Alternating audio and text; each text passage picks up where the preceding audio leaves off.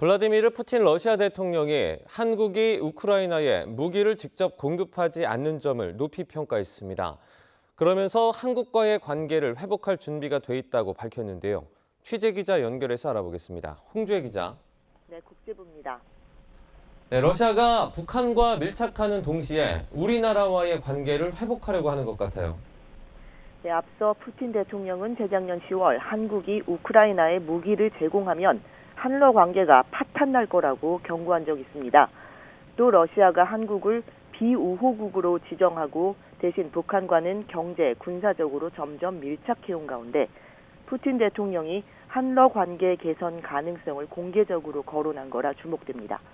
이번 발언은 상트페테르부르크 국제경제포럼 개막을 앞두고 세계 주요 뉴스 통신사 대표들과 만난 자리에서 나왔습니다.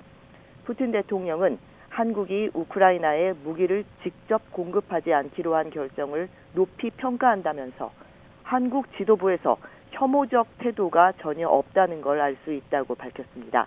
이어 한러 관계가 악화하지 않기를 희망한다며 양국 관계 발전에 관심이 있다고 강조했습니다. 그러면서 한국과 계속 협력할 거지만 이건 러시아가 아닌 한국 지도부의 선택이라며 러시아는 준비가 돼 있다고 덧붙였습니다. 우크라이나가 서방에서 지원을 받은 무기로 러시아 본토를 공격하기 시작했다는 사실이 어제 처음 알려졌는데 이에 대한 반응도 나왔습니까? 우크라이나 전쟁 발발 이후 푸틴 대통령이 세계 언론사들과 인터뷰한 건 이례적이고 특히 지난달 집권 5기 출범 이후엔 처음입니다. 드미트리 페스코프 크렘린궁 대변인은 서방을 중심으로 한 비우호국 언론사 대표들이 푸틴 대통령과 러시아의 입장을 직접 듣기 위해 이번 행사에 참석했다고 설명했습니다. 당연히 미국과 독일 정부가 자국이 제공한 무기로 우크라이나가 러시아 본토를 공격할 수 있도록 일부 허용한 것과 관련해 질문이 나왔습니다. 푸틴 대통령은 서방의 결정에 대해 이렇게 말했습니다. 직접 들어보시죠.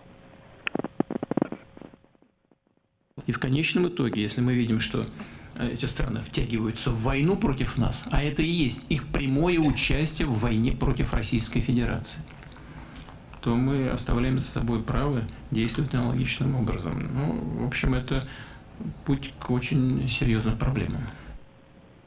그러면서 러시아 역시 우크라이나에 무기를 제공하는 나라를 공격할 목적으로 무기를 공급할 권리가 있다고 주장했습니다. 또 무슨 이유에선지 서방은 러시아가 절대로 핵을 쓰지 않을 것으로 믿고 있는데 러시아의 핵 독트린은 누군가 주권과 영토를 위협하면 모든 수단을 마음대로 쓸 수 있도록 한다고 밝혔습니다.